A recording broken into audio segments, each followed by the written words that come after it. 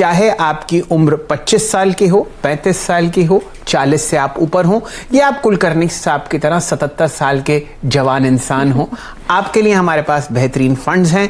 और फंड्स पर राय करने के लिए आज हमारे साथ जुड़ेंगे विनय पहाड़िया साहब।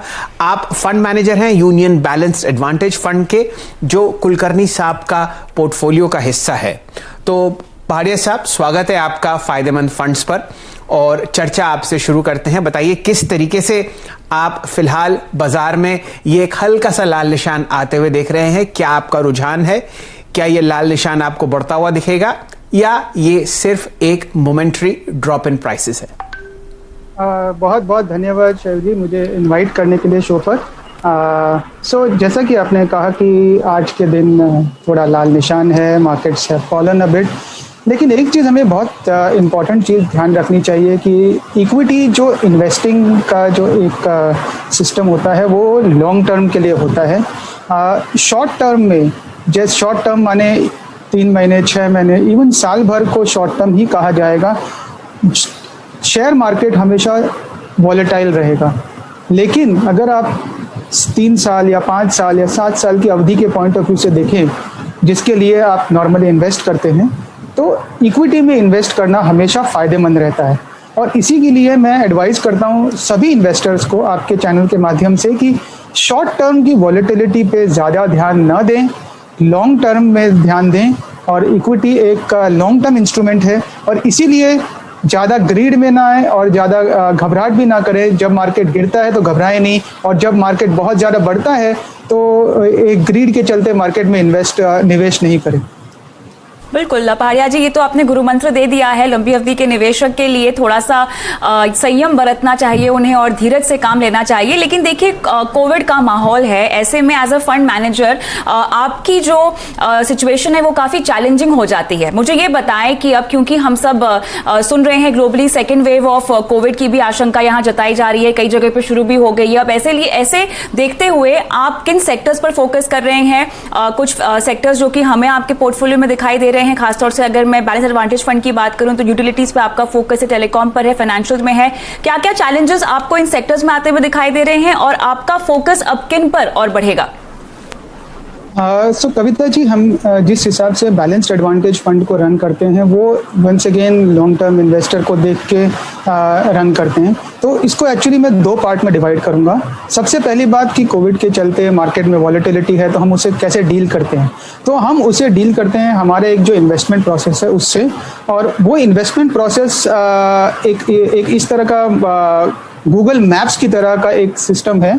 जैसे हम सभी लोग गूगल मैप्स यूज़ करते हैं, और गूगल मैप्स में हमें बताया जाता है कि भाई कितनी अवधि लगेगी कोई भी हमारे डेस्टिनेशन को रीच करने में, वगैरह वगैरह। लेकिन जब हम ट्रैवल करते हैं तो ट्रैफिक होता है रोड पर, जो शुरुआत में हमें पता नहीं चलता है, और गूगल मैप्स हमें ऑल्टरनेटिव रूट बताता है। उसी तरह हमारा जो इन्वेस्टमेंट प्रोसेस है वो एक फेयर वैल्यू अप्रोच का प्रोसेस है, जो हमें बताता है कि भाई अगर कोई बिजनेस में कठिनाइयाँ आई है, कोई प्रॉब्लम्स आ रही है, तो कितना इम्पैक्ट बिजनेस में हो रहा है और किस टाइप के बिजनेस में इन्वेस्ट करना चाहिए। तो एक ऑल्टरनेट रूट की तरह हमें बताता है हमारा इन्वेस्टमेंट प्रोसेस।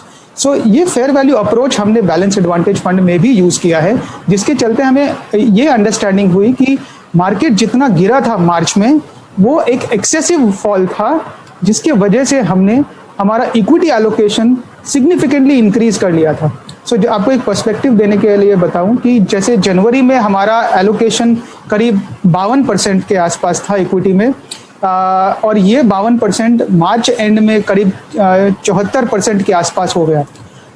ये चीज़ आपको बताती है कि जैसे जैसे माहौल चेंज होता है वैसे वैसे बैलेंस्ड एडवांटेज फंड का एलोकेशन चेंज होता है, जिससे इन्वेस्टर को कुछ करना नहीं पड़े। उसके लिए ये एक ऑटोमेटिक रूट है इन्वेस्ट करने का। उसका काम है सिर्फ निवेश करे और आराम से उसको लॉन्ग टर्म के लिए भूल जाए। हरिया साहब, एग्जैक्टली यही बात हम अपने दर्शकों और निवेशकों को बताते हैं कि आपका काम सिर्फ अपने बैंक अकाउंट को लिंक करना है इन बेहतरीन इक्विटी फंड से या डेट फंड से, और बाकी परेशानी, बाकी मुश्किलें, सारी रात जगना, मिडनाइट ऑयल बर्न करना, वो काम है फंड मैनेजर का, जो कि आप बखूबी निभा रहे हैं। मैं जरा आपका ध्यान केंद्रित करना चाहूंगा आपके सेक्टर एलोकेशंस पर। जब से कोविड की परेशानी आई है, आपका वेटेज आईटी और टेलीकॉम सेक्टर्स पर बढ़ता हुआ दिख रहा है। कुछ कारण होंगे इनके पीछे जो आप ऐसा कर रहे हैं, एक तो उस पर अपनी राय व्यक्त कीजिए, और फिर बात करेंगे बैंकिंग सेक्टर पर, जहां पर खासी परेशानी आपको आती हुई दिख रही है इस हफ्ते और शायद अगले हफ्ते भी। आपकी राय आईटी और टेलीकॉम पर। बिल्कुल सही आपने जज किया शैल जी। हमारा वेटेज जो फंड्स का है वो आईटी सेक्टर और टेलीकॉम सेक्टर में काफ़ी हमने बढ़ा लिया था कोविड के चलते। और जैसा कि मैंने आपको गूगल मैप्स के अप्रोच की तरह से बताया कि हमारा फेयर वैल्यू अप्रोच हमें बता रहा था कि जो आईटी सेक्टर है उसके अंदर जो वैल्यूएशन है वो बहुत अट्रैक्टिव है और उसका जो बिजनेस पे इम्पैक्ट है वो बहुत लिमिटेड है। तो ये दोनों के चलते हमने देखा कि पोटेंशियल अपसाइड काफ़ी है डाउनसाइड के कंपैरिजन में, और इसीलिए हमने हमारा एक्सपोजर इंक्रीज किया आईटी सेक्टर में।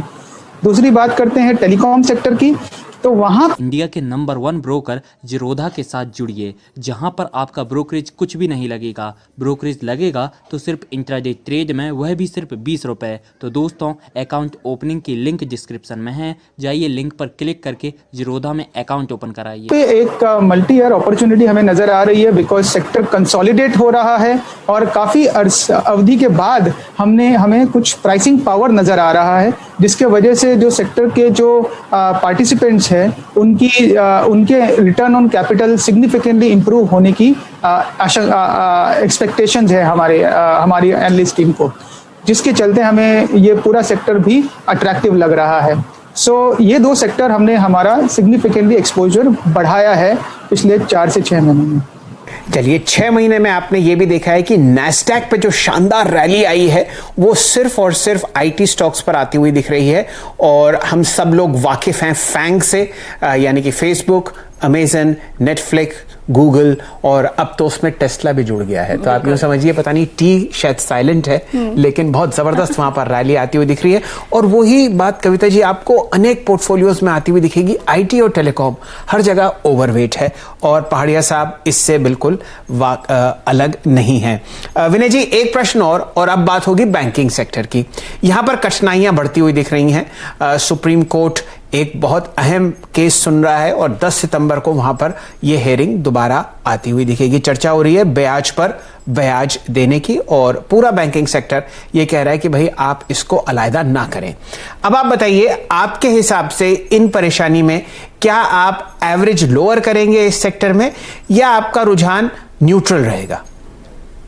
ओके, वंस अगेन शैल जी, आपने बिल्कुल सही एक सेक्टर लिया है जहां पे हमारा वेटेज काफ़ी हद तक अंडरवेट पोजीशन रही है वंस अगेन लास्ट 3 से 6 महीने के दौरान। और ये एक सेक्टर है जिसके ऊपर जिसमें हमें लगता है सबसे ज़्यादा इम्पैक्ट आएगा करंट पैंडमिक का, और उसी के चलते हमने हमारे फंड्स का एक्सपोजर काफ़ी कम रखा है बेंचमार्क्स के कंपैरिजन में और पीयर ग्रुप के कंपैरिजन में, बिकॉज हमारे हिसाब से इसमें सबसे ज़्यादा इम्पैक्ट आएगा। सो स्टॉक सिलेक्शन जो हमने किया है इस सेक्टर में, वो भी इसी को ध्यान में रखते हुए किया है कि जो कंपनियों को कम से कम इम्पैक्ट हो और जिनका वैल्यूएशन रीजनेबल हो करंट एनवायरनमेंट में, उनमें हमारा निवेश रहा है। और जहाँ पे हमें लग रहा है कि इम्पैक्ट ज़्यादा होगा, वहाँ पे हमने निवेश नहीं किया है। पारिया जी, यहाँ पर मुझे समझना है पोर्टफोलियो में, खासतौर से अगर मैं इस पर्टिकुलर फंड की बात करूँ तो कैश होल्डिंग स्टेटस क्या होगा? और क्योंकि आप न केवल एक फंड संभालते हैं बल्कि आप कई सारे फंड्स मैनेज करते हैं इस एएमसी में, तो जिस तरह से हम देख रहे हैं आपने होल्डिंग्स डिसाइड कर रखी हैं, क्या ये सिमिलर तरह का पोर्टफोलियो बाकी फंड्स में भी रिपीट होता है? सो कविता जी, जैसा आपने कहा कि मैं काफ़ी सारे फंड्स में संभालता हूँ, एक्चुअली ये हमारा एक टीम अप्रोच है।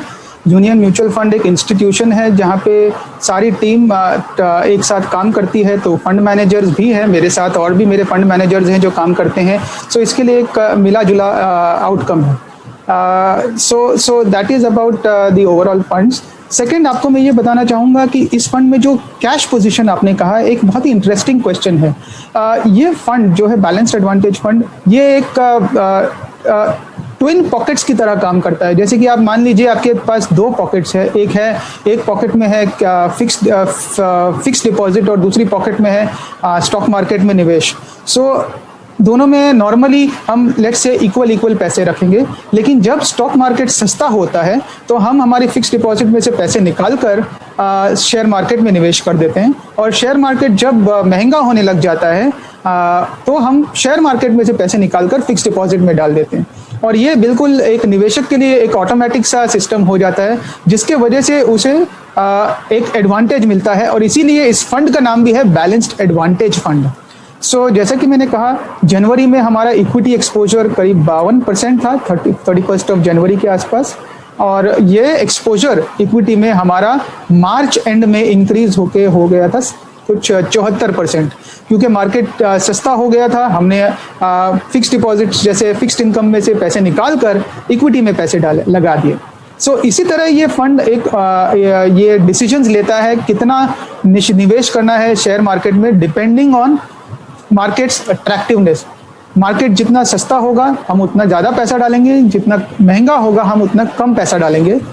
सस्ता और महंगा ये डिसाइड करने की जो एक मॉडल है वो हमारा प्रोप्राइटरी इन हाउस मॉडल है, जो फेयर वैल्यू अप्रोच को फॉलो करता है, एंड वो मॉडल इस फंड की एक यूनिक सेलिंग प्रपोजिशन है।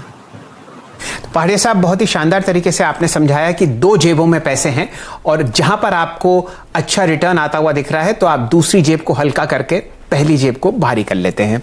अब टीचर्स डे है और CNBC आवाज बहुत ही शानदार तरीके से शिक्षक दिवस को सेलिब्रेट कर रहा है। आप लगभग 2 दशक से बाजार में हैं।